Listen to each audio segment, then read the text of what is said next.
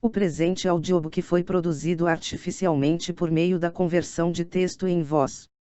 O áudio poderá trazer distorções fônicas por se tratar de uma leitura mecânica. A obra História do Brasil, livro 1º, de Frei Vicente Salvador, é livre de direitos autorais. Qualquer possível infração de texto, entre em contato prontamente.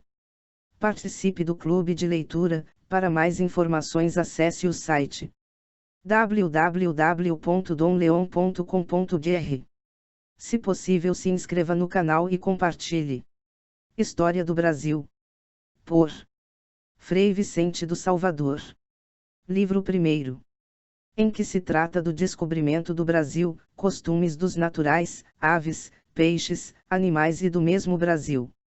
Escrita na Bahia a 20 de dezembro de 1627.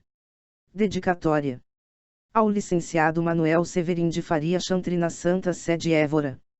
O motivo que teve Aristóteles para se divertir da especulação, a que o seu gênio e inclinação natural o levava, como consta da sua lógica, física e metafísica, e dar-se a escrever livros históricos e morais, quais as suas éticas epólicas e a história de animais, além de lhe mandar o grande Alexandre, e lhe fazer as despesas, foi ver também, que estimava tanto o livro de Homero, em que se contam os feitos heróicos de Aquiles, e de outros esforçados guerreiros que, segundo refere Plutarco in Vita Alexandre, de ordinário o trazia consigo, ou quando o largava da mão o fechava em escritório guarnecido de ouro, e pedras preciosas, melhor peça, que lhe coube dos despojos de Dario, ficando-lhe na mão a chave, que de ninguém afiava, e com muita razão, porque, como diz Túlio, de Oratori, os livros históricos são luz da verdade, vida da memória, e mestres da vida, e Diodoro Sículo diz em Proemio sui operis, que estes igualam os mancebos na prudência aos velhos. Porque o que os velhos alcançam com larga vida e muitos discursos, podem os mancebos alcançar em poucas horas de lição, assentados em suas casas. Eis aqui a razão por que o grande Alexandre tanto estimava o livro de Homero, e se hoje houvera muitos Alexanders, também houvera muitos Romeros, porque, como diz Ovidio Scribentum juvatipse favor, minuit que laborem. Seu enie que sucres inspectori fervet opus.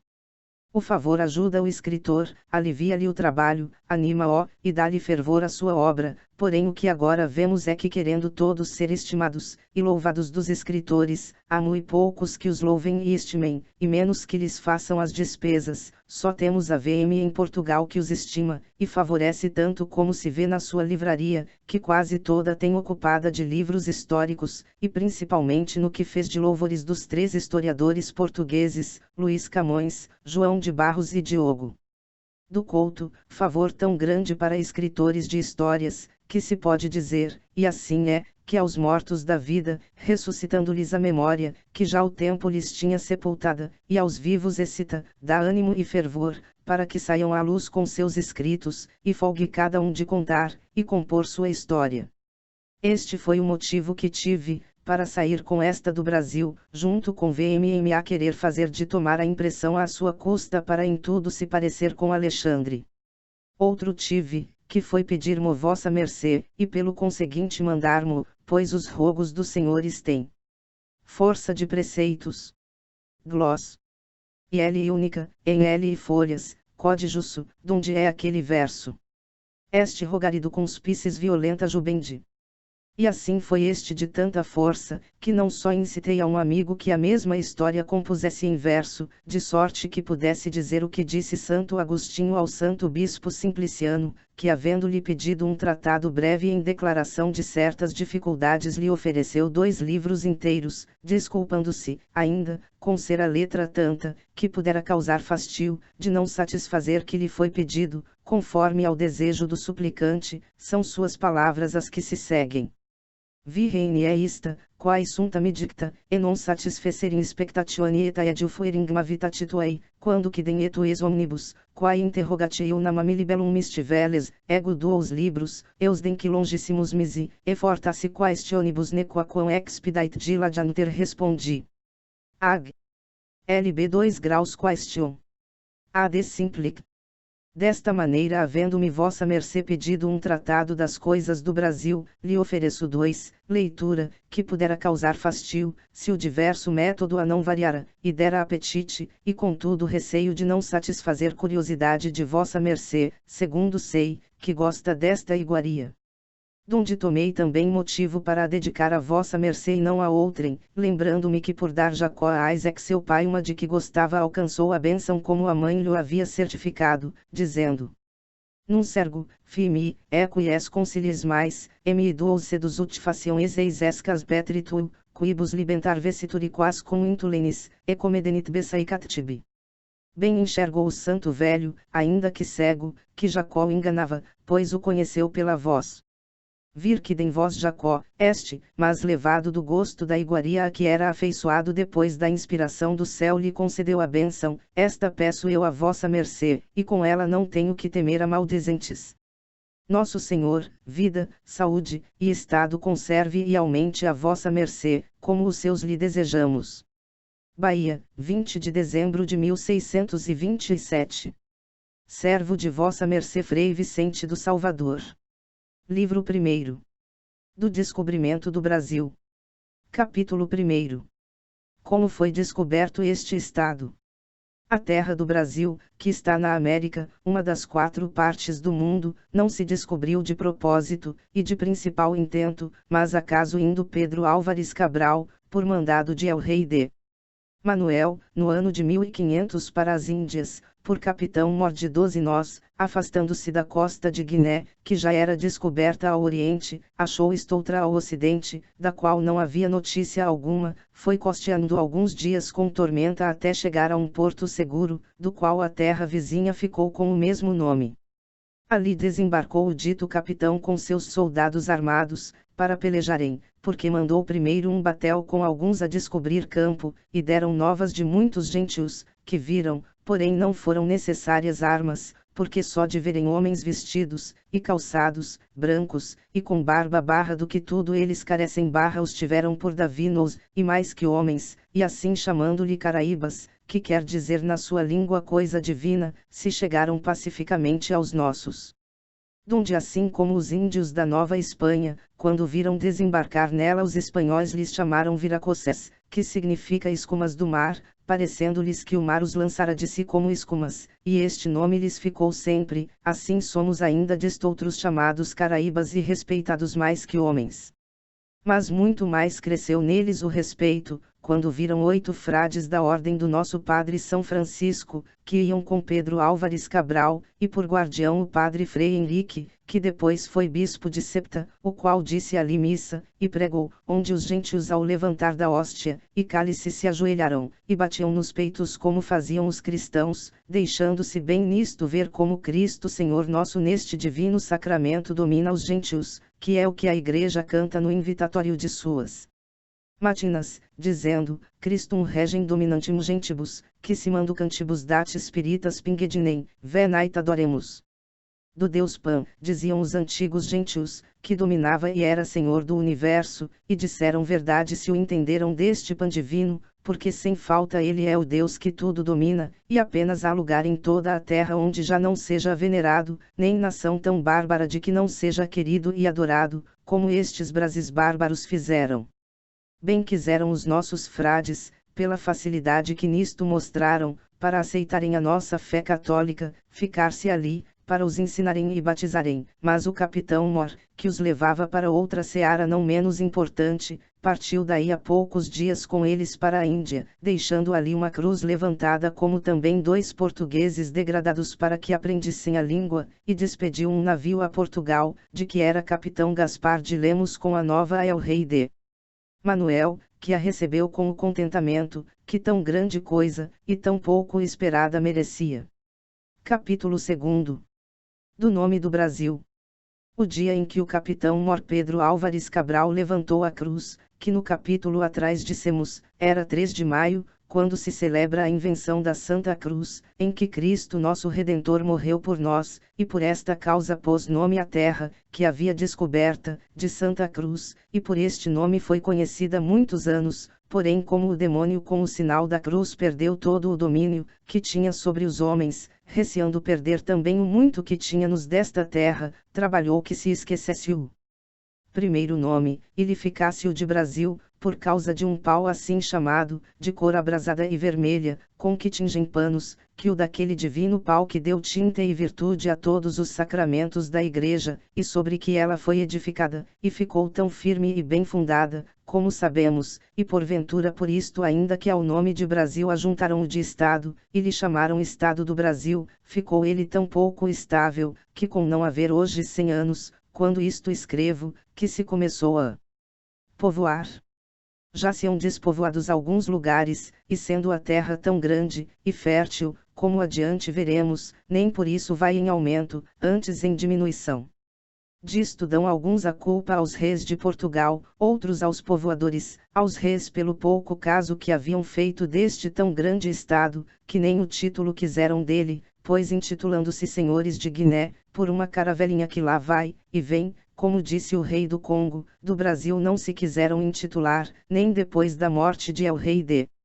João III, que o mandou povoar e soube extinhá-lo, houve outro que dele curasse, senão para colher suas rendas e direitos, e deste mesmo modo se haviam os povoadores, os quais por mais arraigados, que na terra estivessem, e mais ricos que fossem, tudo pretendiam levar a Portugal, e se as fazendas e bens que possuíam soubessem falar também lhes haveriam de ensinar a dizer como os papagaios, aos quais a primeira coisa que ensinam é papagaio real para Portugal, porque tudo querem para lá, e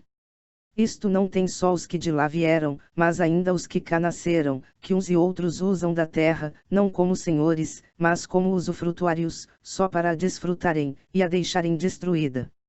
Donde nasce também, que nenhum homem nesta terra é repúblico, nem zela, ou trata do bem comum, senão cada um do bem particular. Não notei eu isto tanto quanto ouvi notar um bispo de Tucumã da ordem de S. Domingos, que por algumas destas terras passou para a corte, era grande canonista, homem de bom entendimento e prudência, e assim ia muito rico, notava as coisas, e via que mandava comprar um frangão, 4 ovos, e um peixe, para comer, e nada lhe traziam, porque não se achava na praça nem no açougue, e se mandava pedir as ditas coisas, e outras muitas a casas particulares lhes mandavam. Então disse o bispo: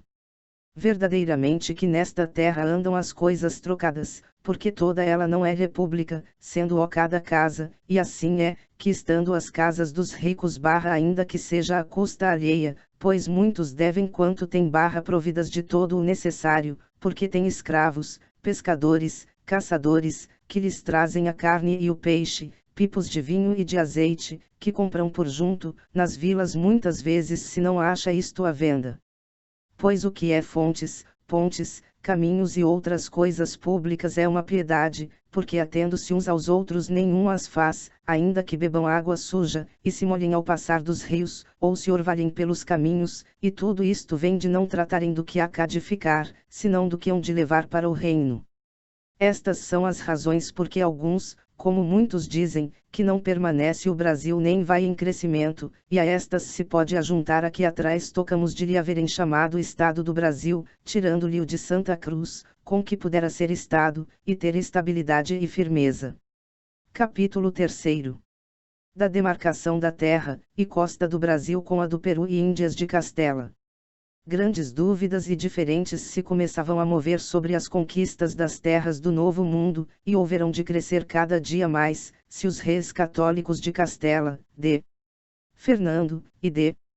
Isabel, sua mulher, e o rei de Portugal, de João II, que as iam conquistando não atalharassem com um concerto, que entre si fizeram, de que também deram conta ao Papa, e houveram sua aprovação e beneplácito.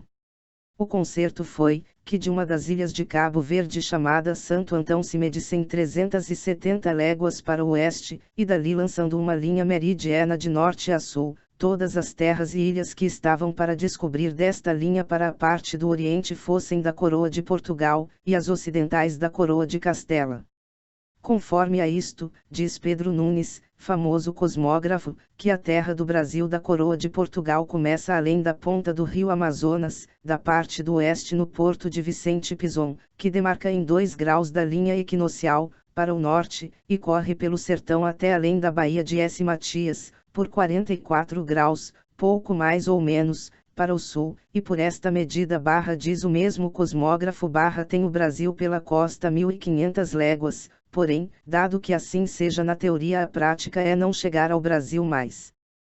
que até o Rio da Prata, que está em 35 graus, e, contudo, ainda tem mais de 1.000 léguas por costa, porque posto que em algumas partes corre de norte a sul, que são os graus só de 17,5 léguas, todavia pela maior parte, que é para o sul do Cabo de Santo Agostinho até o Rio da Prata, corre de nordeste a sudoeste, que são de 25 léguas, e para o norte do Cabo Branco até o Rio Amazonas, quase de leste a oeste, onde se altera o grau, se multiplicam as léguas, e assim não é muito que em 35 graus haja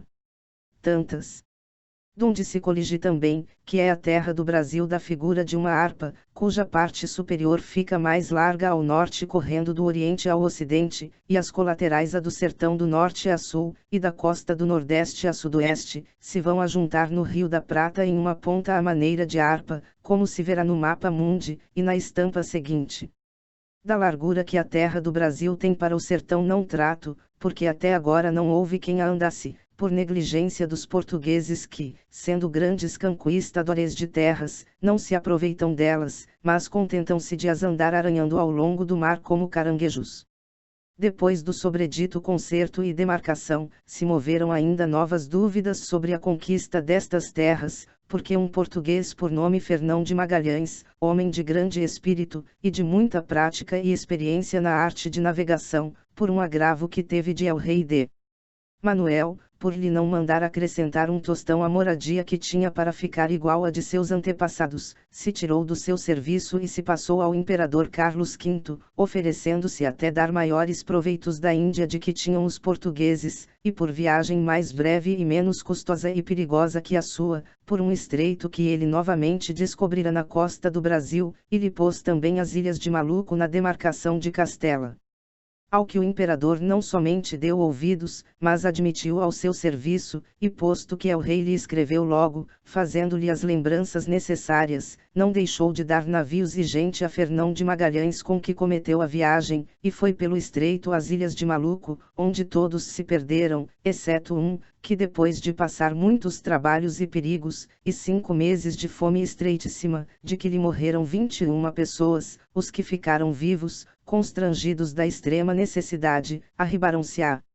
Ilha de Cabo Verde, onde os portugueses, enquanto não souberam da viagem que traziam, os agasalharam e proveram com todos os mantimentos e refrescos necessários, porque os castelhanos diziam virem das Antilhas, mas depois que entenderam a verdade, determinaram secretamente de lançar mão da nau, e a fizeram deter, até darem aviso ao reino, o que também aventaram os castelhanos, e se fizeram à vela com tanta pressa, que não tiveram tempo de recolher o seu batel, e os da ilha o tomaram com 13 homens, que estavam em terra. E os mandaram logo a el-rei com novas do que passava. El-rei que já nesse tempo era de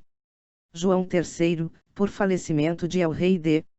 Manuel, seu pai, que havia um ano era morto, a 13 de dezembro de 1521, mandou logo 4 caravelas em busca do navio, mas por maior pressa, que se deram, acharam novas, que já era aportado em Sevilha.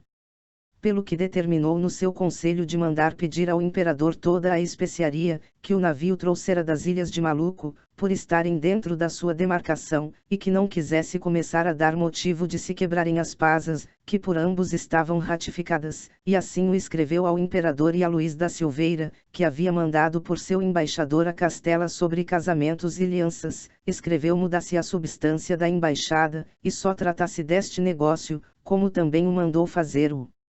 imperador pelo seu secretário que estava em Portugal, Cristóvão Barroso, ao qual escreveu, que falasse logo a el-rei, e lhe desse uma carta, que sobre isso lhe escrevia, em que se queixava muito de todas estas coisas, e principalmente de ele mandar no alcance da sua nau, que vinha carregada de especiaria das terras, que cabiam na sua demarcação sem tocar por toda a Índia e que isto era quebrar as capitulações antigas, e novas das pazas, que estavam assentadas, e juradas de um reino a outro. sendo todos os navios portugueses por seu mandado muito bem recolhidos em todos os portos de seus senhorios, por onde lhe pedia, que lhe mandasse soltar os presos, e castigar na ilha os que prenderam, às quais queixas se respondeu de parte a parte, que se poriam em juízo, e se julgaria o que fosse justiça. Mas sem falta se viera o negócio a averiguar pelas armas, se não se efetuassem neste tempo os casamentos del rei com a rainha de Catarina, irmã do imperador, e do imperador com a imperatriz de Isabel, irmã del rei, com que ficaram 2 vezes cunhados, e irmãos, e pelo conseguinte em muita paz e amizade. Também é o rei Francisco de França desejoso de ter parte nos grandes proveitos, que diziam tirar-se destas terras, começou a arguir novas dúvidas sobre a demarcação que entre si os reis de Portugal fizeram com os de Castela, da qual ele se lançara de fora sendo requerido para isso, e agora sentia muito a renunciação, que tinha feito. Donde se veio a dizer, que pelo desgosto, que tinha destes 2 reis de Portugal e Castela repartirem entre si o mundo, e o demarcarem à sua vontade, consentia a andarem os seus vassalos pelo mar tão soltos, que não somente roubavam os navios, mas cometiam as ditas terras, e as queriam povoar, principalmente as do Brasil, como adiante veremos. Capítulo 4. Do clima e temperamento do Brasil. Opinião foi de Aristóteles, e de outros filósofos antigos, de que a zona tórrida era inabitável, porque como o sol passa por ela cada ano 2 vezes para os trópicos, parecia-lhes, que com tanto calor não poderia alguém viver, e confirmavam sua opinião, porque o sol aquenta com os seus raios uniformiter, mais ao perto que ao longe, e por essa causa no inverno aquenta pouco, porque anda distante, cede-se que na zona temperada onde nunca entra, só pelo acesso que faz no verão. Enfermam, e morrem os homens de calor, logo a fortiori em a zona tórrida donde nunca sai, há de ser mortífero. Porém a experiência tem já mostrado, que a zona tórrida é habitável, e que em algumas partes dela vivem os homens com mais saúde, que em toda a zona temperada, principalmente no Brasil, onde nunca há peste, nem outras enfermidades comuns, senão bexigas de tempos em tempos, de que adoecem os negros, e os naturais da terra, e isto só uma vez, sem assegundarem os que já as tiveram, e se alguns adoecem de enfermidades particulares, é mais por suas desordens, que por malícia da terra. A razão disto é porque ainda que a terra do Brasil seja cálida por estar a maior dela na zona tórrida, contudo é juntamente muito úmida, como se prova do orvalhar tanto de noite, que nem depois de sair o sol a 4 horas se enxugam as ervas, e se alguém dorme ao sereno, se levanta pela manhã tão molhado dele como se lhe houvera chovido.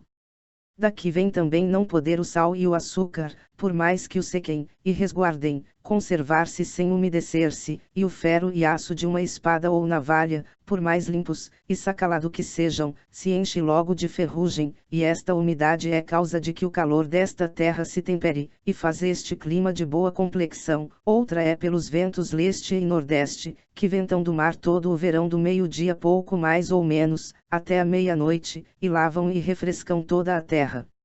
A última causa é pela igualdade dos dias e das noites, porque, como dizem os filósofos, a extensão faz intenção, donde se um pusesse ou tivesse a mão devagar sobre um fogo fraco de estopas ou de palhas se queimaria mais, que se depressa a passasse por um fogo forte, e por isto em Portugal, posto que o calor é mais remisso se sente mais, porque dura mais, e são maiores os dias no verão, que as noites, mas no Brasil, ainda que mais intenso, dura menos, e não aquenta tanto que o frio da noite o não atalhe, que não chegue de um dia a outro. Donde se responde ao argumento de Aristóteles de que o sol aquenta mais na zona tórrida, que na temperada, intensiva, mas não extensiva, e que esta intenção de calor se modera com os ventos frescos do mar, e umidade da terra, junto com a frescura do arvoredo, de que toda está coberta, de tal sorte que os que a habitam vivem nela alegremente. Em que se verifica a opinião dos filósofos é nas coisas mortas, porque estando nas outras terras a carne 3 ou 4 dias sã, e incorrupta, e da mesma maneira o pescado, nesta não está 24 horas, que se não dane e corrompa. Capítulo 5. Das minas de metais e pedras preciosas do Brasil. Já no capítulo 3, comecei a murmurar da negligência dos portugueses, que não se aproveitavam das terras do Brasil, que conquistaram, e agora me é necessário continuar com a murmuração, havendo de tratar das minas do Brasil, pois sendo contígua esta terra com a do Peru, que a não divide mais que uma linha imaginária indivisível, tendo lá os castelhanos descobertas tantas e tão ricas minas, cá nenhuma passada dão por isso, e quando vão ao sertão é a buscar índios forros, trazendo-os à força, e com enganos, para se servirem deles, e os venderem com muito encargo de suas consciências, e é tanta a fome que disto levam, que ainda que de caminho achem mostras, ou novas de minas, não as cavam, nem ainda as veem, ou as demarcam. Um soldado de crédito me disse, que indo de São Vicente com outros, entraram muitas léguas pelo sertão, donde trouxeram muitos índios, e em certa paragem lhes disse um que dali a 3 jornadas estava uma mina de muito ouro limpo, e descoberto, donde se podia tirar em pedaços, porém que receava a morte se lhe fosse mostrar, porque assim morrera já outro que em outra ocasião a quisera mostrar aos brancos, e dizendo-lhe estes, que não temisse, porque lhe rogariam a Deus pela vida, prometeu que lhe iria mostrar, e assentaram de partir no dia seguinte pela manhã, porque aquele era já tarde. Com isto se apartou o índio para o seu rancho, e quando amanheceu o acharam morto, e como morreram todos, não houve mais quem tivesse ânimo para descobrir aquela riqueza, que a mesma natureza barra segundo dizia o índio barra ali está mostrando descoberta.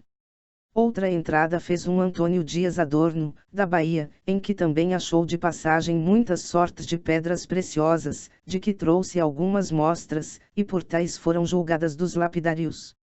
De cristal sabemos em certo haver uma serra na capitania do Espírito Santo em que estão metidas muitas esmeraldas, de que Marcos de Azevedo levou as mostras a el rei, e feito o exame por seu mandado, disseram os lapidários, que aquelas eram da superfície, e estavam tostadas do sol, mas que se cavassem ao fundo as achariam claras e finíssimas, pelo que el rei lhe fez mercê do hábito de Cristo, e de 2000 cruzados, para que tornasse a elas, os quais se não deram, e o homem era velho e morreu sem haver mais até agora quem lá tornasse. Também há minas de cobre, ferro e salitre, mas se pouco trabalham pelas de ouro e pedras preciosas, muito menos fazem por estoutras. Não ponho culpa a el rei, assim porque sei que nesta matéria lhe tem dado alguns alvitres falsos e, diz Aristóteles, que é pena dos que mentem não lhes darem crédito quando falam verdade, como também porque não basta mandar ao rei, se os ministros não obedecem, como se viu no das Esmeraldas de Marcos de Azevedo. Capítulo 6. Das árvores agrestes do Brasil.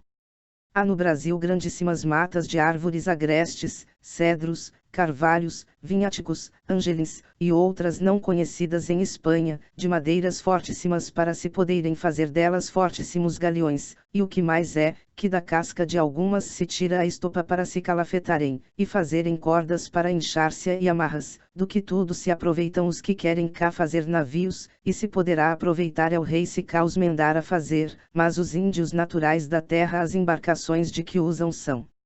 canoas de um só pau, que lavram a fogo e a ferro, e a paus tão grandes, que ficam depois de cavados, com 10 palmos de boca de bordo a bordo, e tão compridos, que remam a 20 reimos por banda. São também as madeiras do Brasil muito acomodadas para os edifícios das casas por sua fortaleza, e com elas se acha juntamente a pregadura, porque ao pé das mesmas árvores nascem uns vimos muito lirros, chamados timbós, e cipós que, subindo até o mais alto delas ficam parecendo mastros de navios com seus cordéis, e com estes atam os caibros, ripos e toda a madeira das casas, que houvera de ser pregadas, no que se forra muito gasto de dinheiro e, principalmente, nas grandes cercas, que fazem aos pastos dos bois dos engenhos, porque não saiam a comer os canaviais do açúcar, e os achem no pasto, quando os houverem mister para a moenda, as quais cercas se fazem de estacas e varas atadas com estes cipós. Ao longo do mar, e em algumas partes, muito espaço dentro dele há grandes matas de mangues, uns direitos e delgados de que fazem estas cercas e caibros para as casas. Outros que dos ramos lhes descem as raízes ao lado, e delas sobem outros, que depois de cima lançam outras raízes, e assim se vão continuando de ramos a raízes, e de raízes a ramos, até ocupar um grande espaço, que é coisa de admiração.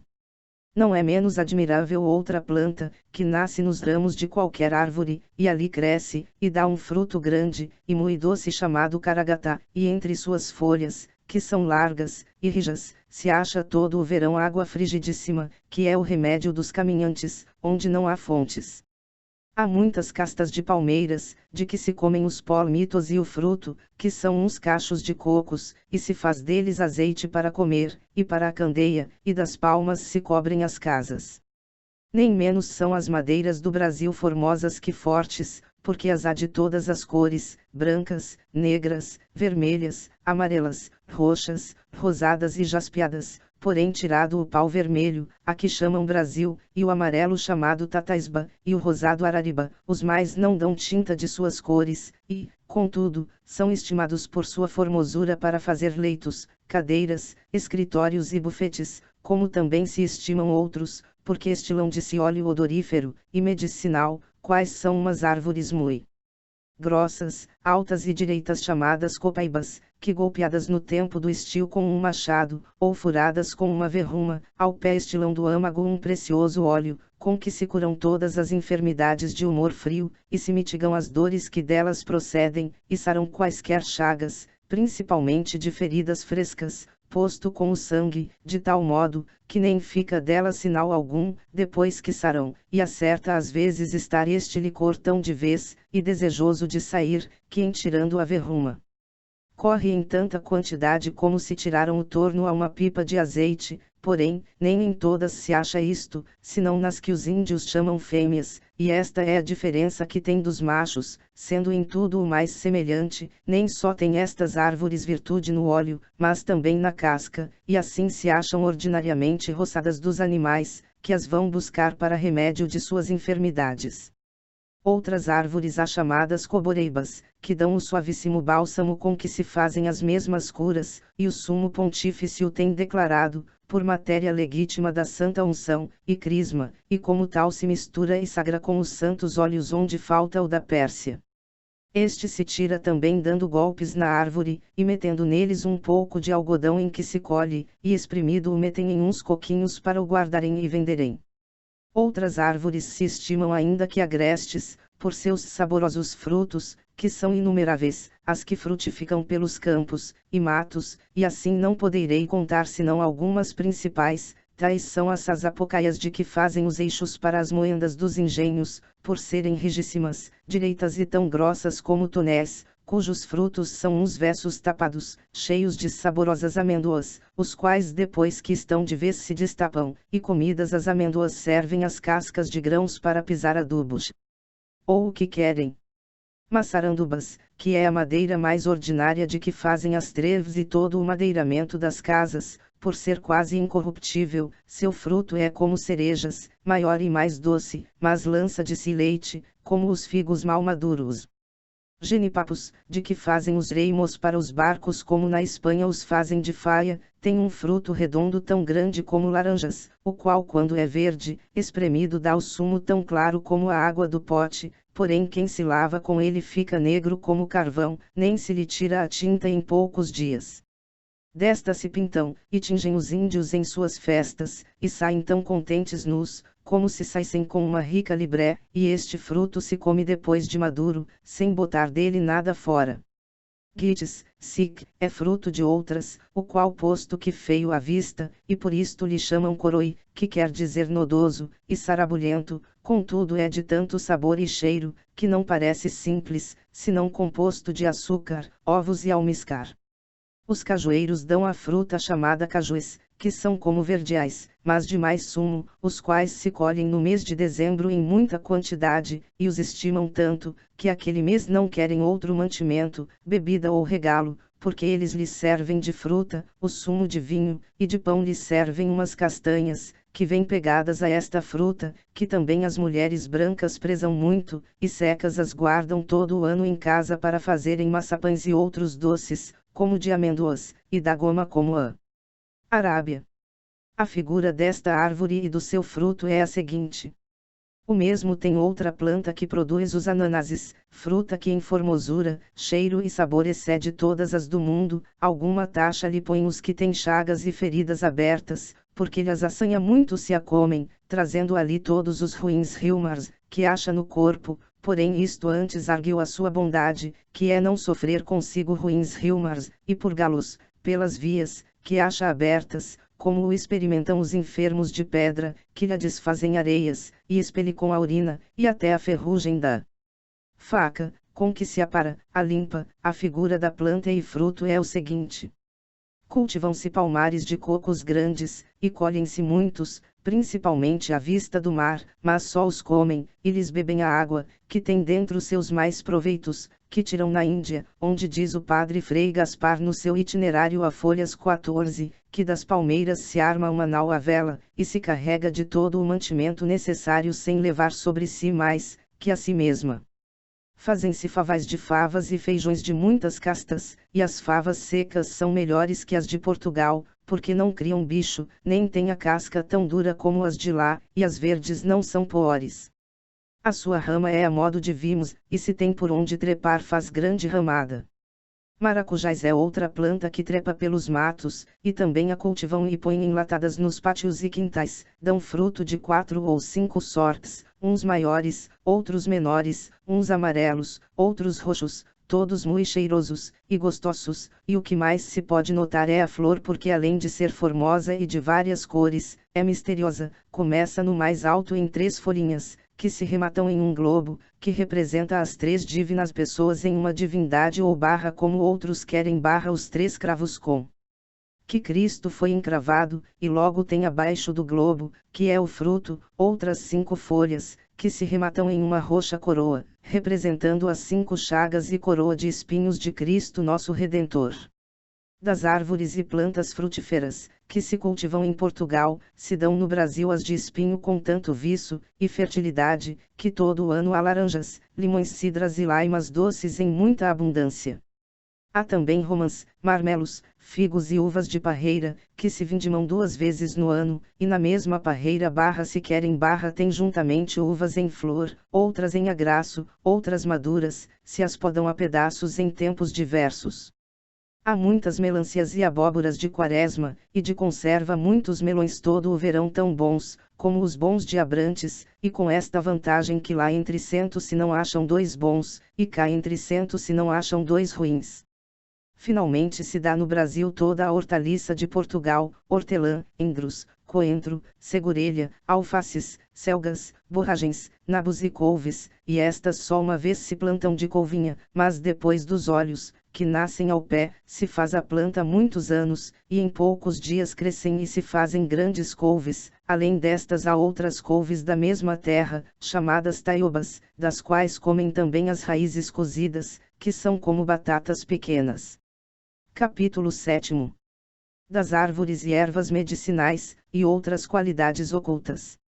Além das árvores do salutífero bálsamo, e óleo de copaíba, de que já fiz menção no capítulo 6, há outras, que destilam de si muito boa almécega, para as bóticas, outras chamadas sassafrais, ou árvores de funcho, porque cheiram, a ele, cujas raízes e o próprio pau para enfermidades de riumars frios é tão medicinal como o pau da China. Há árvores de canafístula brava, assim chamada, porque se dá nos matos, e outra que se planta, e é a mesma que das Índias. Há umas árvores chamadas anudais, que dão castanhas excelentes para purgas, e outras que dão pinhões para o mesmo efeito, os quais têm este mistério que se tomam com uma tona, e películo sutil, que tem, provocam o vômito, e se lhe atiram, somente provocam a câmera. Mas tem-se por mais fácil, e melhor a purga da batata, ou mechoação, que também há muita pelos matos.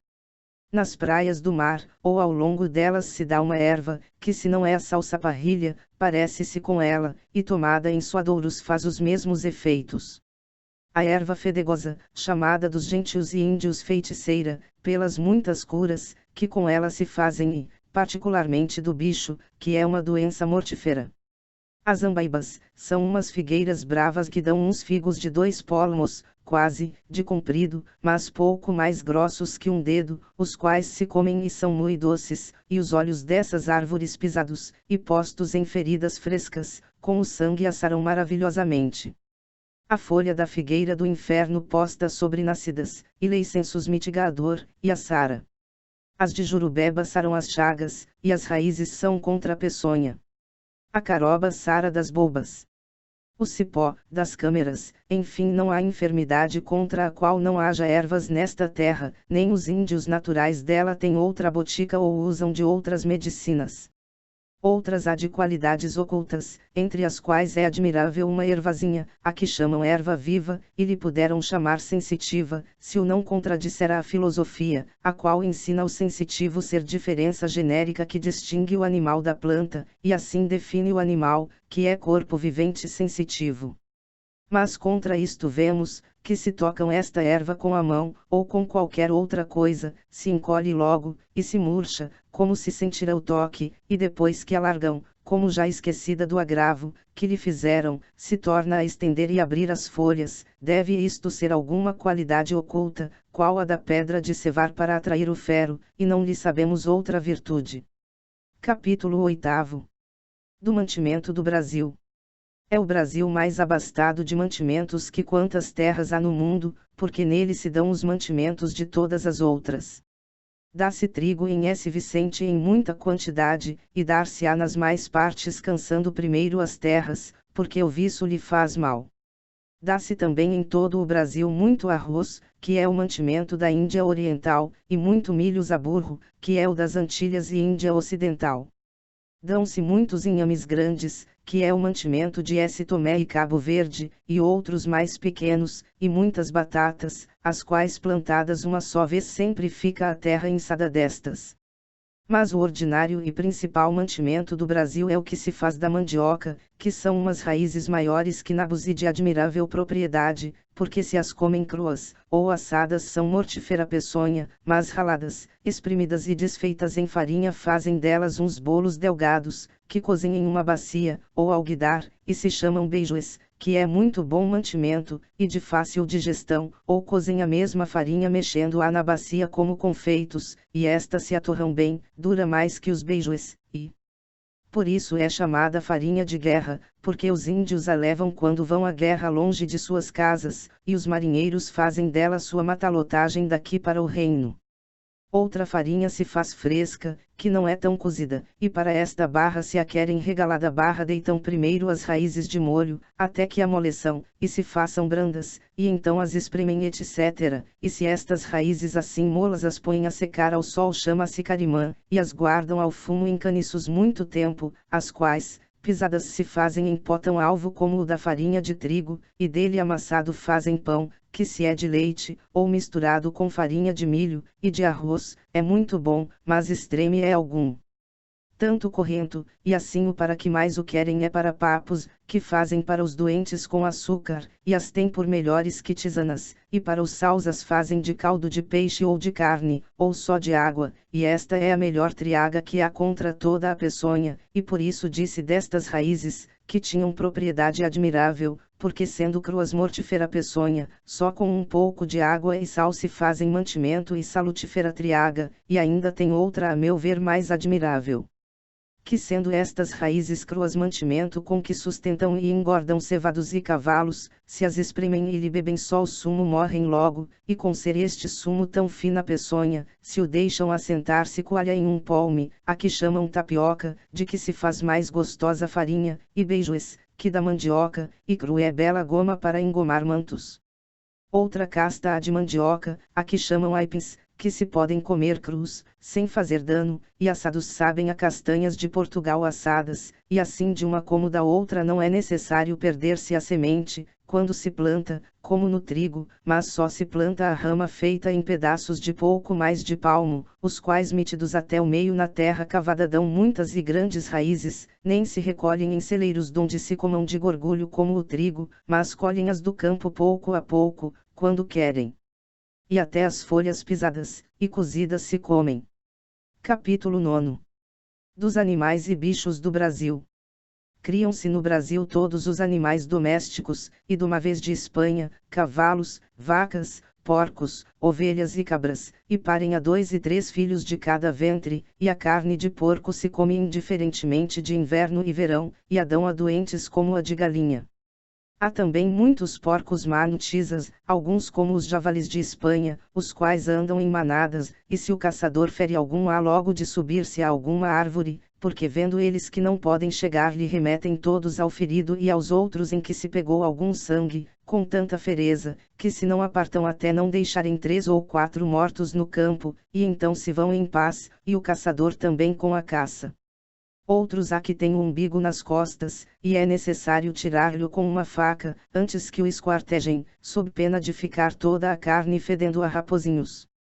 Outros há que chamam capivaras, que quer dizer comadores de erva, andam sempre na água tirado, quando saem a passear pelos vales e margens dos rios, e alguns tomam, e criam em casa fora da água, pelo que se julgam por carne, e não por pescado.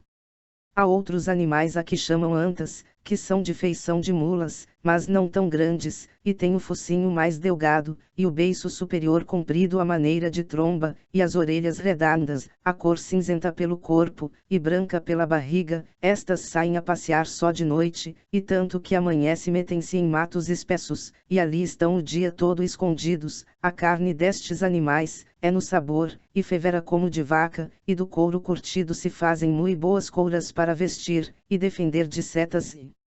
estocadas. Algumas têm no bucho umas pedras, que na virtude são como as de bazar, mas mais lisas e maciças. Há outras mais caças de veados, coelhos, cutias, e pacas que são como lebres, mas mais gordas e saborosas, e não se esfolam para se comerem, porque têm couros como de leitão.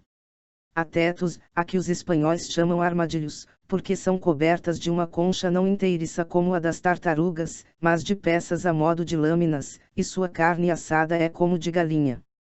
Tamanduá é um animal tão grande como o carneiro, o qual é de cor parda com algumas pintas brancas, tem o focinho comprido e delgado para baixo, a boca não rasgada como os outros animais, mas pequena e redonda, a língua da grossura de um dedo, e quase de 3 palmos de comprido, as unhas, à maneira de escopros, o rabo muito povoado de cerdas, quase tão compridas como de cavalo, e todas estas coisas lhe são necessárias para conservar sua vida, porque como não come outra coisa senão formigas, vai-se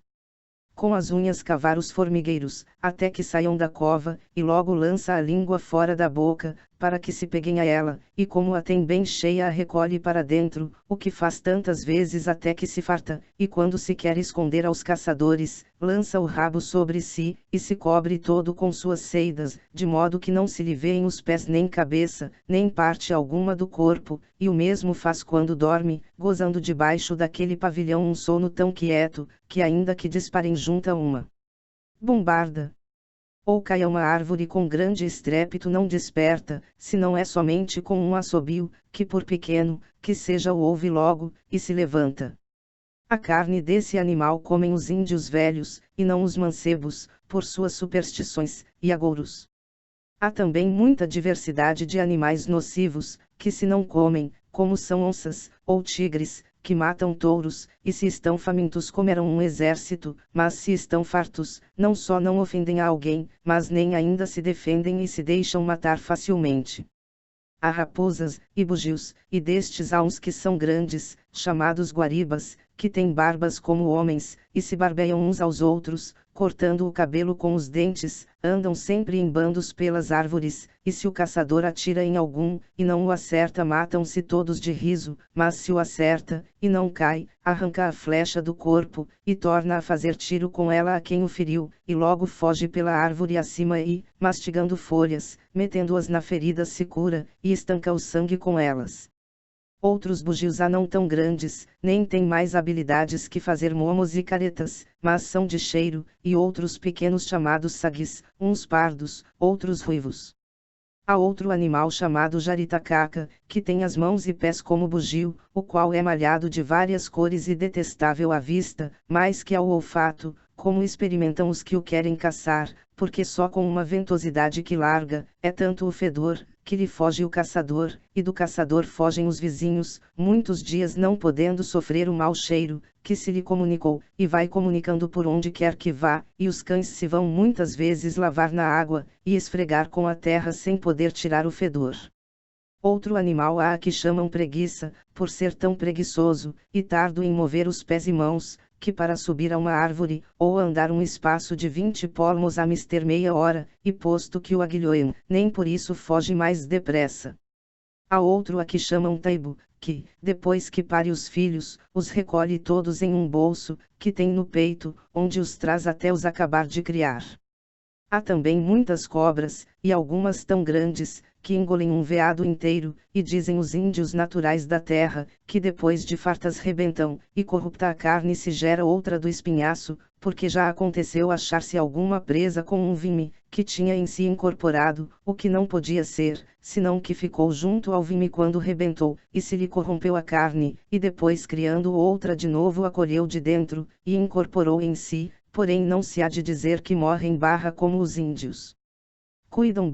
senão, que com a carne corrupta ficam ainda vivas, e assim não ressuscitam mas sarão, e algumas se viram já de 60 palmos de comprido. Em Pernambuco, se enrolou uma destas em um homem, que ia caminhando, de tal sorte que se não levara bom cão consigo, que mordendo-a muitas vezes a fez largar, sem falta o matava, e ainda assim o deixou tal, que nunca mais tornou às suas cores, e forças passadas. Também me contou uma mulher de crédito, na mesma capitania de Pernambuco, que estando parida lhe viera algumas noites uma cobra mamar nos peitos, o que fazia com tanta brandura, que ela cuidava ser a criança, e depois que conheceu o engano o disse ao marido, o qual a espreitou na noite seguinte e a matou. Há outras a que chamam cascavéis, porque os têm no rabo, com que vão fazendo rugido, por onde quer que vão, e cada ano lhe nasce um de novo. Algumas vi que tinham 8, e são tão venenosas, que os mordidos delas de maravilha escapam.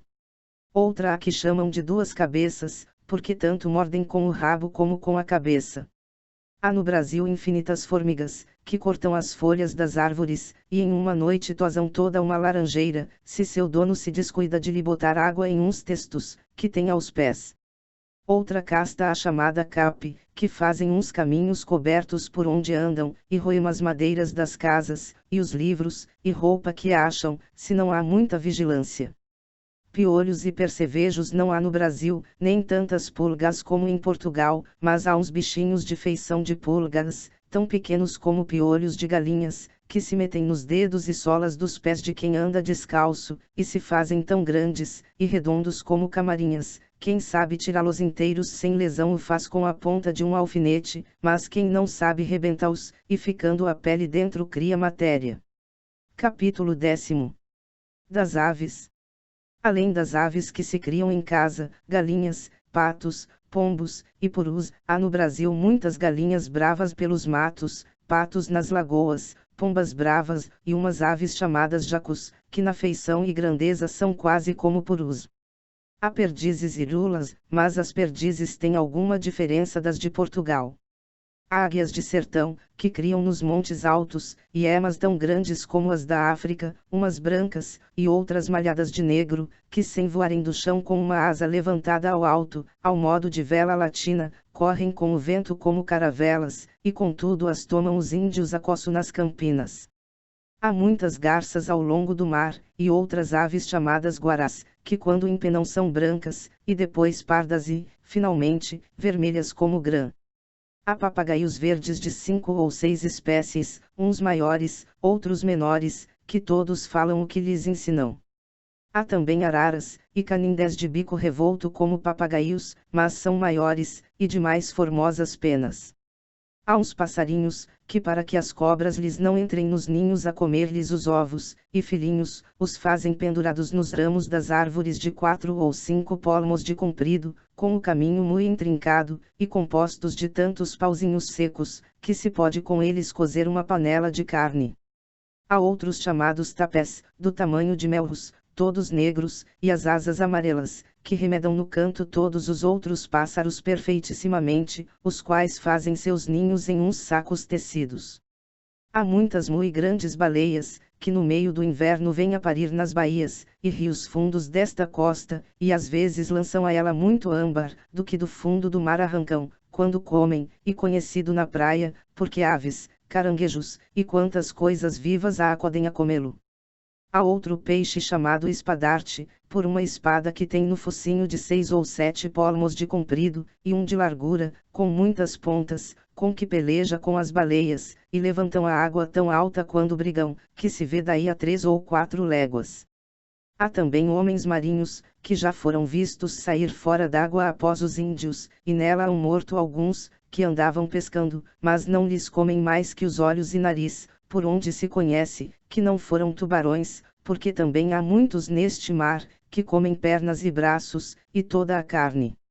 Na capitania de S. Vicente, na era de 1564, saiu uma noite um monstro marinho à praia, o qual visto de um mancebo chamado Baltazar Ferreira, filho do capitão, se foi a ele com uma espada, e levantando-se o peixe direito como um homem sobre as barbatanas do rabo lhe deu o mancebo uma estocada pela barriga, com que o derrubou, e tornando-se a levantar com a boca aberta para o tragar lhe deu um altabaixo na cabeça, com que o atordoou, e logo acudiram alguns escravos seus, que o acabaram de matar. Ficando também o mancebo desmaiado, e quase morto, depois de haver tido tanto ânimo. Era este monstruoso peixe de 15 palmos de comprido, não tinha escama senão pelo, como se verá na figura seguinte. Há uns peixes pequenos em toda esta costa, menores de palmo, chamados majacos, que sentindo-se presos do anzol cortam com os dentes, e fogem, mas se lhe atam a isca em qualquer linha, e pegam nela, os vão trazendo brandamente à superfície da água, onde com uma rede fole os tomam sem alguma resistência, e tanto que os tiram fora da água incham tanto, que de compridos que eram ficam redondos como uma bexiga cheia de vento, e assim se lhe dão um coice rebentam e soam como um mosquete, tem a pele muito pintada, mas muito venenosa, e da mesma maneira o fel, porém se o esfolam bem se comem assados, ou cozidos, como qualquer outro peixe.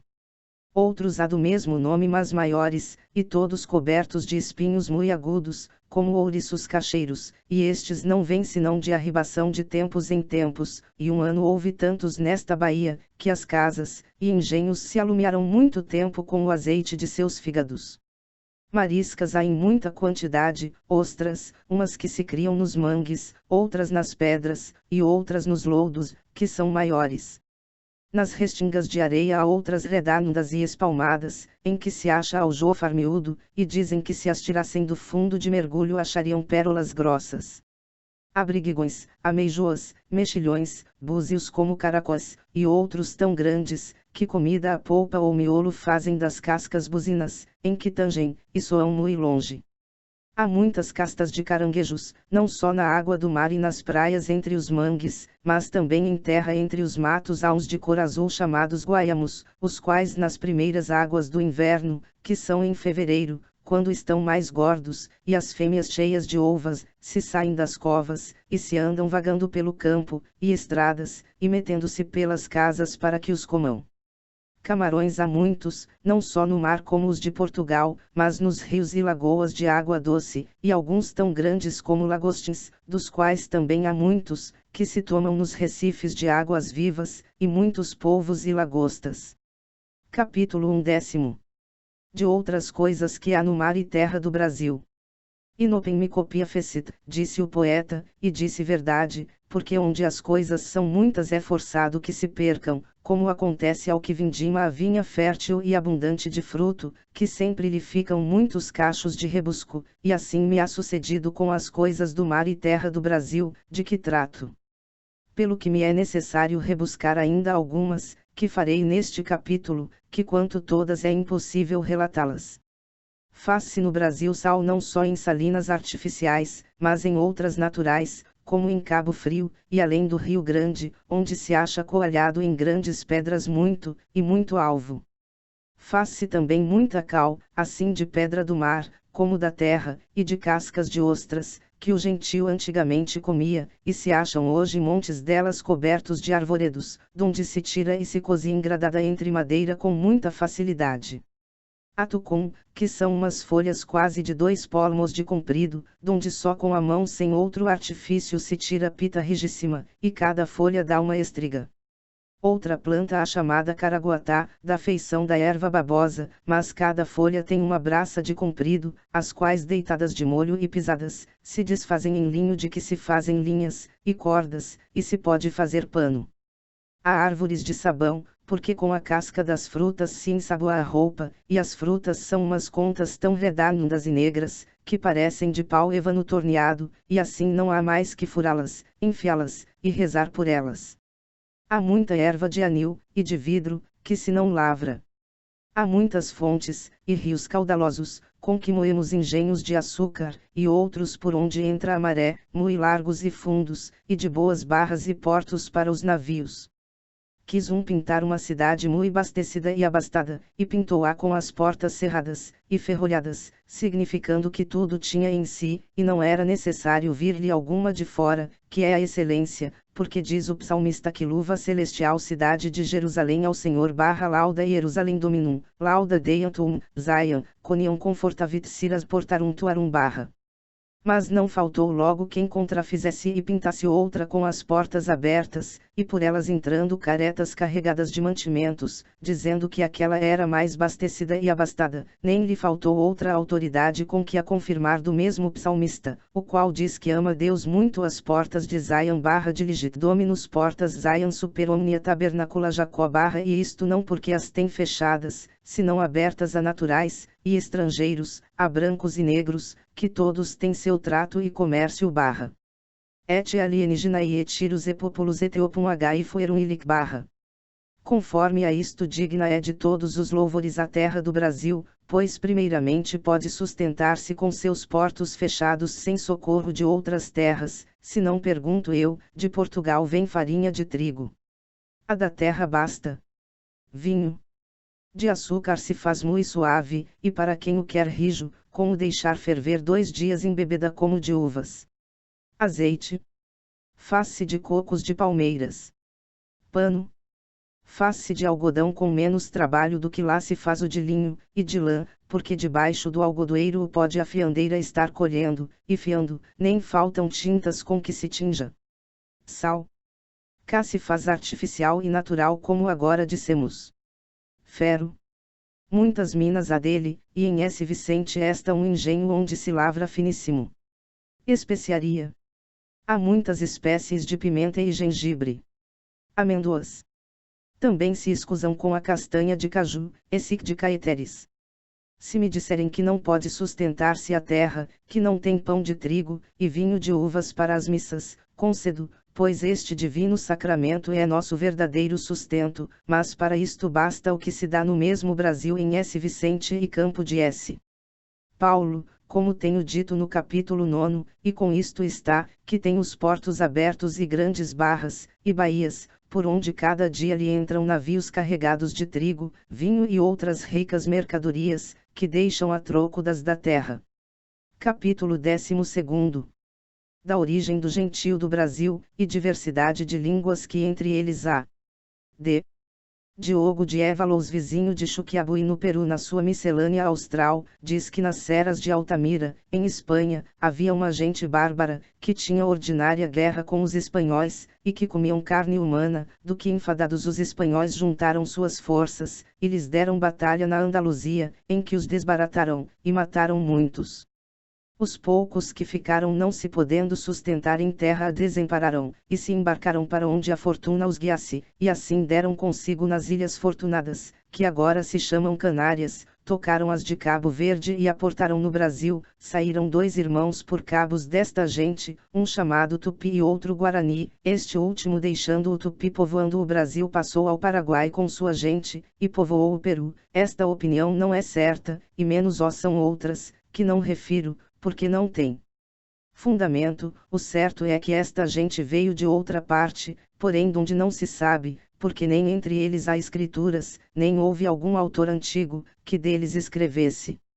O que de presente vemos é que todos são de cor castanha, e sem barba, e só se distinguem em serem uns mais bárbaros, que outros posto que todos os são assais . Os mais bárbaros se chamam ingeneritapuias, dos quais há muitas castas de diversos nomes, diversas línguas, e inimigos uns dos outros.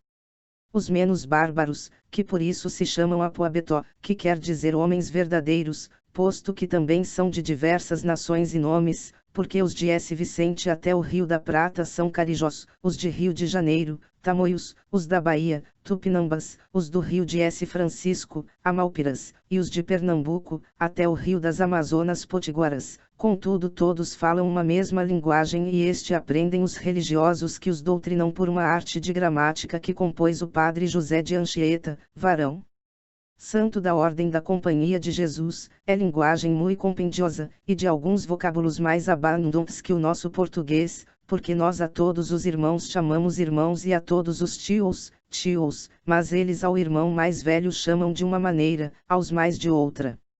O tio irmão do pai tem um nome, e o tio irmão da mãe outro, e alguns vocábulos têm de que não usam senão as fêmeas, e outros que não servem senão aos machos, e sem falta são muito eloquentes, e se prezam alguns tanto disto, que da prima noite até pela manhã andam pelas ruas e praças pregando, excitando os mais à paz, ou à guerra, ou trabalho, ou qualquer outra coisa que a ocasião lhes oferece, e entretanto que um fala todos os mais calam, e ouvem com atenção, mas nenhuma palavra pronunciam com F. L ou R, não só das suas, mas nem ainda das nossas, porque se querem dizer Francisco, dizem Pancico, e se querem dizer Luís, dizem Dui, e o pior é que também carecem de fé, de lei e de rei, que se pronunciam com as ditas letras. Nenhuma fé tem nem adoram a algum Deus, nenhuma lei guardam, ou preceitos, nem tem rei que lhe dê, e a quem obedeçam, se não é um capitão, mais para a guerra, que para a paz, o qual entre eles é o mais valente e aparentado, e morto este, se tem filho, e é capaz de governar, fica em seu lugar, se não algum parente mais chegado ou irmão. Fora este, que é capitão de toda a aldeia, tem cada casa seu principal, que são também dos mais valentes, e aparentados, e que tem mais mulheres, porém nem a estes, nem ao maioral pagam os outros algum tributo, ou vassalagem, mais que chamá-los quando tem vinhos, para os ajudarem a beber, ao que são muito dados, e os fazem de mel, ou de frutas, de milho, batatas, e outros legumes mastigados por donzelas, e delidos em água até se azedar, e não bebem quando comem, senão quando praticam, ou bailando, ou cantando. Capítulo 13. De suas aldeias. Há uma casta de gente os tapuias chamados por particular nome aimorés, os quais não fazem casas onde morem, mas onde quer que lhes anoitece, debaixo das árvores limpam um terreiro, no qual esfregando uma cana ou flecha com outra acendem lume, e o cobrem com bom couro de veado, posto sobre 4 forquilhas, e ali se deitam todos a dormir com os pés para o fogo, dando-lhes pouco, como os tenham enxutos e quentes, que lhes chova em todo o corpo. Porém as mais castas de índios vivem em aldeias, que fazem cobertas de palma, e de tal maneira arrumadas, que lhes fique no meio um terreiro, onde façam seus belos e festas, e se ajuntem de noite a conselho. As casas são tão compridas que moram em cada uma 70, ou 80 casais, e não há nelas algum repartimento mais, que os tirantes, e entre um e outro é um rancho, onde se agasalha um casal com sua família, e o do principal da casa é o primeiro no copiar, ao qual convida primeiro qualquer dos outros, quando vem de caçar, ou de pescar, partindo com ele daquilo que traz, e logo vai também repartindo pelos mais, sem lhe ficar mais que quanto então jante, ou sei, por mais grande que fosse a cambada do pescado, ou da caça. E quando algum vem de longe, as velhas daquela casa o vão visitar, ao seu rancho com grande pranto, não todas juntamente, mas uma depois de outra, no qual pranto lhe dizem as saudades que tiveram, e trabalhos que padecerão em sua ausência, e ele também chora dando uns urros de quando em quando sem exprimir coisa alguma, e o pranto acabado lhe perguntam se veio, e ele responde que sim, e então lhe trazem de comer, o que também fazem aos portugueses, que vão às suas aldeias, principalmente se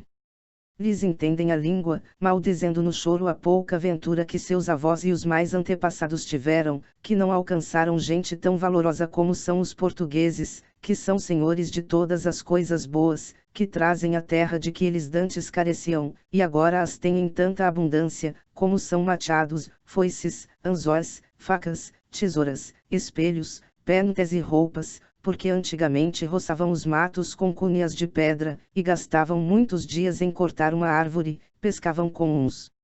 espinhos.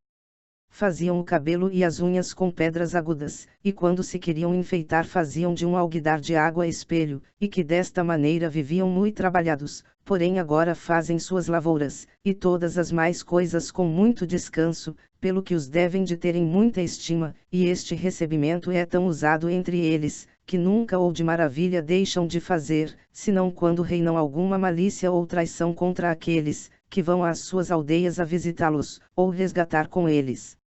A noite toda tem fogo para se aquentarem, porque dormem em redes no ar, e não têm cobertores, nem vestido, mas dormem nus marido e mulher na mesma rede, cada um com os pés para a cabeça do outro, exceto os principais, que como têm muitas mulheres dormem sós nas suas redes, e dali quando querem se vão deitar com a que lhes parece, sem se pejarem de que os vejam.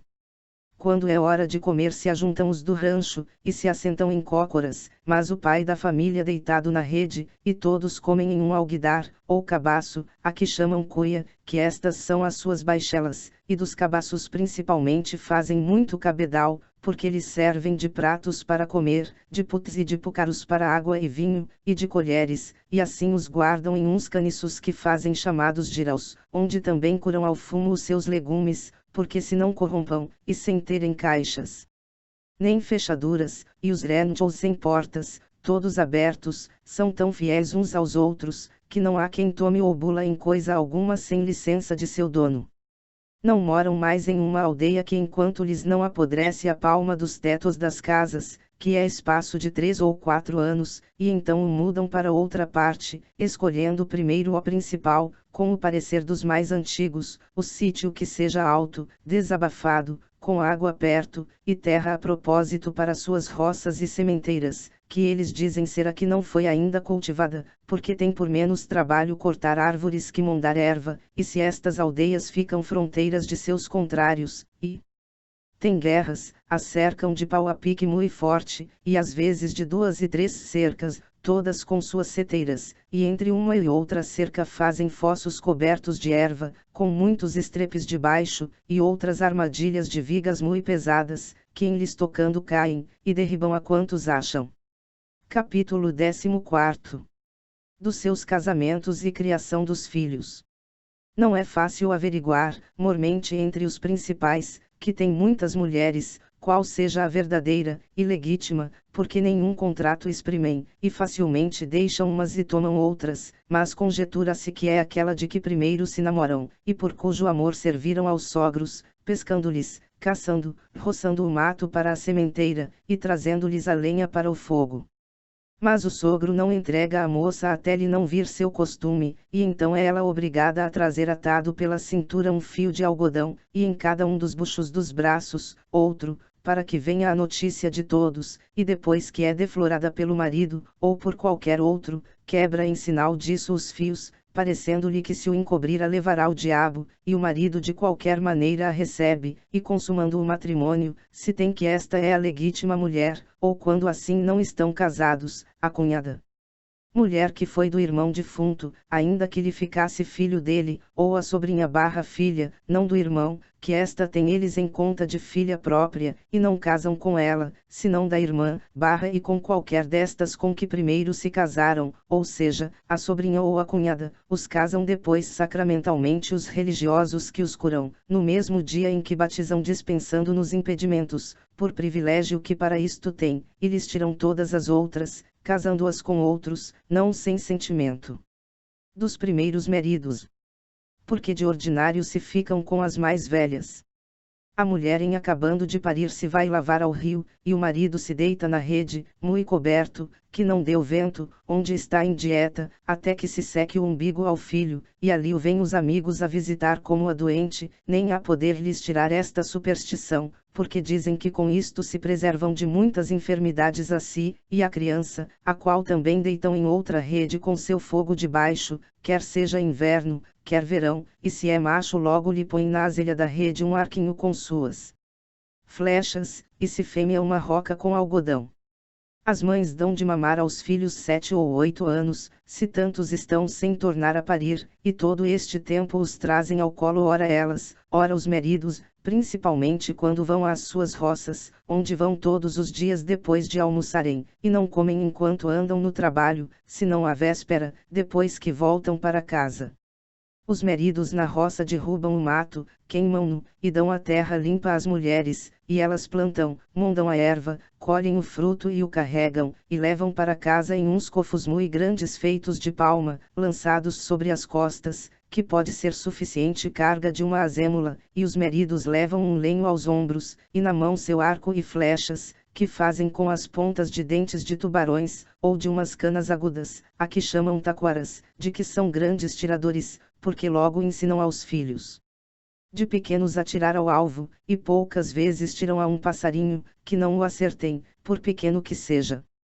Também os ensinam a fazer balaios, e outras coisas de mecânica, para as quais têm grande habilidade, se eles a querem aprender, que se não querem não os constrangem, nem os castigam por erros, e crimes que cometam, por mais enormes que sejam. As mães ensinam as filhas a fiar algodão e fazer redes de fio, e nastros para os cabelos, dos quais se prezam muito, e os penteiam, e untam de azeite de coco bravo, para que se façam compridos, grossos, e negros. Nas festas se tingem todas de genipapo, de modo que se não é no cabelo parecem negras de Guiné, e da mesma tinta pintam os meridos, e lhes arrancam o cabelo da barba, se acerta de lhe nascer algum, e o das sobrancelhas e pestanas, com que eles se têm por mui galantes, junto com terem os beiços de baixo furados, e alguns as faces, e uns tornos, ou batoques de pedras verdes nítidos pelos buracos, com que parecem uns demônios.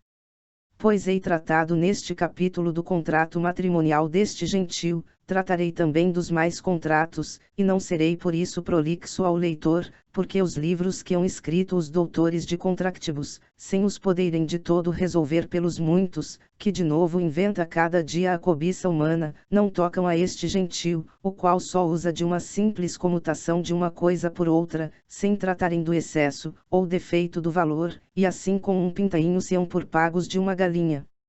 Nem jamais usam de pesos e medidas, nem têm números por onde contém mais que até 5, e se a conta houver de passar daí a fazem pelos dedos das mãos e pés, o que lhes nasce da sua pouca cobiça, posto que com isso está a serem muito apetitosos de qualquer coisa que vem, mas tanto que a têm, a tornam facilmente de graça, ou por pouco mais de nada. Capítulo 15. Da cura dos seus enfermos e enterro dos mortos. Não há entre este gentio médicos sinalados, senão os seus feiticeiros, os quais moram em casas apartadas, cada um per si, e com porta muito pequena, pela qual não ousa alguém entrar, nem tocar-lhe em alguma coisa sua, porque se algum lhes toma, ou lhes não dá o que eles pedem, dizem vai, que has de morrer, a que chamam lançar a morte, e são tão bárbaros que se vai logo o outro lançar na rede sem querer comer, e de pasmo se deixa morrer, sem haver quem lhe meta na cabeça que pode escapar, e assim se podem estes feiticeiros chamar mais matassanos, que médicos, nem eles curam os enfermos, senão com enganos chupando-lhes na parte que lhes dói, e tirando da boca um espinho ou prego velho, que já nela levavam, lhe mostram dizendo que aquilo lhes fazia o mal, e que já ficam sãos, ficando eles tão doentes como de antes. Outros médicos há melhores, que são os acautelados, e que padecerão as mesmas enfermidades, os quais aplicando ervas, ou outras medicinas, com que se acharam bem, saram os enfermos, mas se a enfermidade é prolongada, ou incurável, não há mais quem os cure, e os deixam ao desamparo. Testemunha sou eu de um, que achei na Paraíba tolhido de pés e mãos, à borda de uma estrada, o qual me pediu lhe desse uma vez de água, que morria de sede, sem os seus, que por ali passavam cada hora, lhe a quererem dar, antes lhe diziam que morresse porque já estava tísico, e que não servia mais que para comer o pão aos saus. Mandei eu buscar água por uns que me acompanhavam e, entretanto, o fiquei catequizando porque ainda não era cristão, e de tal maneira se acendeu na sede de o ser, e de salvar sua alma, que vinda a água, primeiro quis que o batizasse, que beber, e daí a poucos dias morreu em um incêndio de uma aldeia, onde o mandei levar, sem haver quem o quisesse tirar da casa que ardia, vendo que não tinha ele pés nem forças para se livrar. Donde se vê a pouca caridade que tem este gentio com os fracos e enfermos, e juntamente a misericórdia do Senhor, e efeitos da sua eterna predestinação, a qual não só neste, mas em outros muitos manifesta muitas vezes, ordenando que percam os religiosos o caminho que levam, e vão dar nos tigipares ou cabanas com enfermos que estão agonizando, os quais recebendo de boa vontade o sacramento do batismo se vão a gozar da bem-aventurança no céu. tanto que algum morre o levam a enterrar, embrulhado na mesma rede em que dormia, e a mulher, filhas e parentas, se as tem, o vão pranteando até a cova com os cabelos soltos lançados sobre o rosto, e depois o pranteia ainda a mulher muitos dias, mas se morre algum principal da aldeia, o untam todo de mel, e por cima do mel o empenam com penas de pássaros de cores, e põem-lhe uma carapuça de penas na cabeça com todos os mais enfeites, que ele costumava trazer em suas festas, e fazem-lhe na mesma casa e rancho onde morava, uma cova muito funda e grande, onde lhe armam sua rede, e o deitam nela assim enfeitado com seu arco e flechas, espada e tamaracá, que é um cabaço com pedrinhas dentro, com que costumam tanger, e fazem-lhe fogo ao longo da rede para se aquentar, e põem-lhe de comer em um alguidar, e a água em um cabaço, e na mão uma cangueira, que é um canudo feito de palma cheio de tabaco, e então lhe cobrem a cova de madeira, e de terra por cima, que não caia sobre o defunto. E a mulher por dó corta os cabelos, e tinge-se toda de genipapo, pranteando o marido muitos dias, e o mesmo fazem com ela as que a vêm visitar, e tanto que o cabelo cresce até lhe dar pelos olhos, o torna a cortar, e a tingir-se de genipapo, para tirar o dó, e faz sua festa com seus parentes, e muito vinho. O marido quando lhe morre a mulher também se tinge de genipapo, e quando tira o dó se torna a tingir, tosquia-se e ordena grandes revoltas de cantar, e bailar, e beber. Nestas festas se cantam as proezas do defunto, ou defunta, e do que tira o dó, e se morre algum menino filho de principal o metem em um pote, posto em cócoras, atados aos joelhos com a barriga, e enterram o pote na mesma casa, e rancho, debaixo do chão, e ali o choram muitos dias. Capítulo 16. Do modo de guerrear o gentio do Brasil. É este gentio naturalmente tão belicoso, que todo o seu cuidado é como farão guerra a seus contrários, e sobre isto se ajuntam no terreiro da aldeia com o principal dela, os principais das casas, e outros índios discretos, a conselho, onde depois de assentados nas suas redes, que para isto armam em umas estacas, e quieto o rumor dos mais que se ajuntam a ouvir, porque a gente que em nenhuma coisa tem segredo, propõe o maioral sua prática, a que todos estão muito atentos, e como se acaba. Respondem os mais antigos cada um per si, até que venha concluir no que hão de fazer, brindando-se entretanto algumas vezes com o fumo da erva santa, que eles têm por cerimônia grave, e se concluem que a guerra se faça, mandam logo que se faça muita farinha de guerra, e que se apercebam de arcos, e flechas, e alguns povisas, ou rodelas, e espadas de paus tostados, e como todas estas coisas estão prestes à noite antes da partida, anda o principal da aldeia pregando ao redor das casas, declarando-lhes onde vão, e a obrigação que têm de fazerem aquela guerra, exortando-os à vitória, para que fique deles memória, e os vindouros possam contar suas proezas. O dia seguinte depois de almoçarem toma cada um suas armas nas mãos, e a rede em que há de dormir às costas, é uma paquevira de farinha, que é um embrulho liado, quanto pode carregar, feito de umas folhas rijas, que nem se rompem, nem a água as passa, e não se curam de mais vianda, porque com a flecha a caçam pelo caminho, e nas árvores acham frutas, e favos de mel. Os principais levam consigo suas mulheres, que lhes levam a farinha e as redes, e eles não levam mais que as armas, e antes que abalem faz o maioral um capitão da dianteira, que eles têm por grande honra, o qual vai mostrando o lugar onde se hão de alojar, e o caminhar é um após outro, por um carreiro como formigas, nem jamais sabem andar de outra maneira, têm grande conhecimento da terra, e não só o caminho por onde uma vez foram atinão, por mais cerrado que já esteja, mas ainda por onde nunca foram. Tanto que saem fora de seus limites, e entram pela terra dos contrários, levam suas espias adiante, que são mancebos muito ligeiros, e há alguns de tão bom faro, que a meia légua cheiram o fogo, ainda que não apareça o fumo. Chegando 2 jornadas da aldeia de seus contrários não fazem fogo, porque não sejam por eles sentidos, e ordenam-se de maneira, que possam entrar de madrugada, e tomá-los descuidados e despercebidos, e depois entram com grande urro de vozes, e estrondo de buzinas e tambores, que é espanto, não perdoando no primeiro encontro a grandes nem pequenos, a que com suas espadas de pau não quebrem as cabeças, porque não tem por valor o matar, se não quebram as cabeças, ainda que seja dos mortos por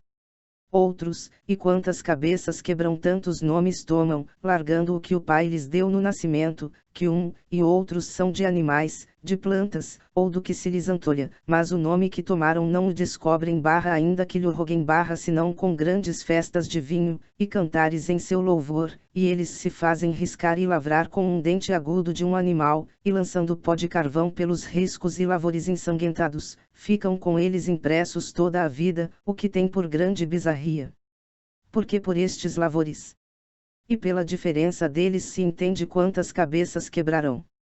E sendo o caso que acham seus contrários apercebidos com cercas feitas, fazem-lhes outra contracerca de estacas metidas na terra com ramos e espinhos, liados, a que chamam caiçara, a qual enquanto verde não há coisa que a rompa, e dali blasonam, e jogam as pulhas com os contrários, até que uns ou outros abalroam, ou saem a pelejar em campo, e toda a sua peleja é fazendo o motim, que é correr e saltar de uma parte para outra, porque lhe não façam pontaria. Capítulo 17. Dos que cativam na guerra. Os que podem cativar na guerra levam para vender aos brancos, os quais lhe compram por um machado, ou foice cada um, tendo-os por verdadeiros cativos, não tanto por serem tomados em guerra, pois não consta da justiça dela, quanto por a vida que lhes dão, que é maior bem que a liberdade, porque se os brancos os não compram, os primeiros senhores os têm em prisões atados pelo pescoço, e pela cinta com cordas de algodão grossas e fortes, e dão a cada um por mulher a mais formosa moça, que há na casa, a qual tem o cuidado de o regalar, e lhe dar de comer até que engorde, e esteja para o poderem comer, e então ordenam grandes festas, e ajuntamentos de parentes e amigos, chamados de 30, 40 léguas, com os quais na véspera, e dia do sacrifício, cantam e bailam, comem, e bebem alegremente, e também o padecente come e bebe com eles, depois untam com mel de abelhas, e sobre o mel empenam com muitas penas de várias cores, e a lugares o pintam de genipapo, e lhe tingem os pés de vermelho.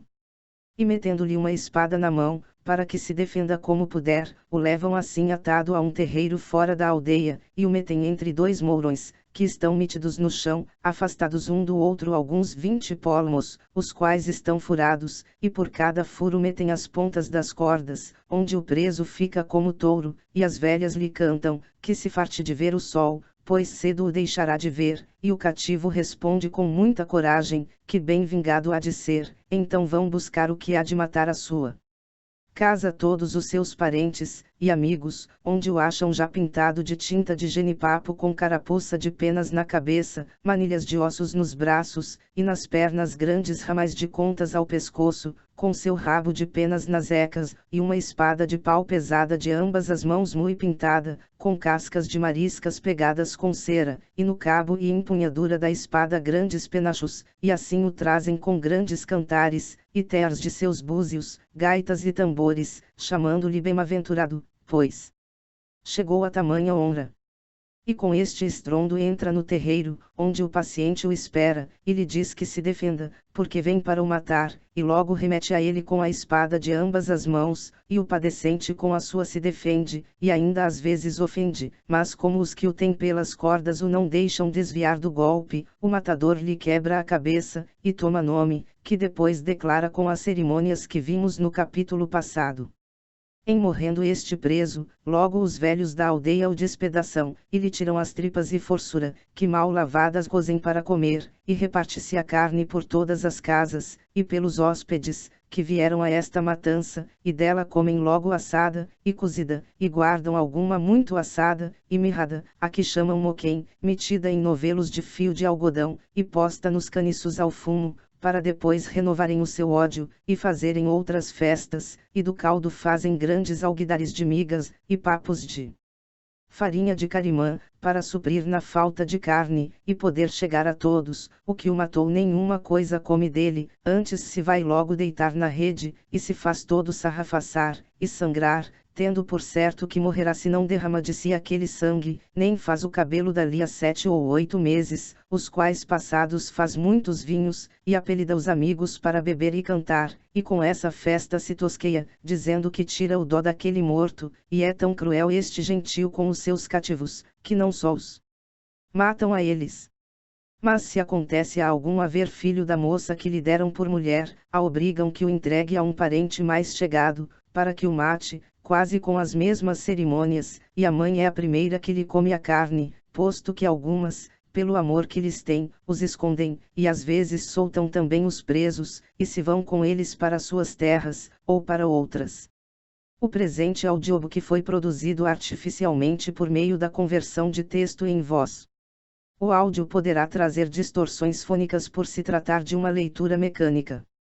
A obra História do Brasil, livro 1º, de Frei Vicente Salvador, é livre de direitos autorais. Qualquer possível infração de texto, entre em contato prontamente.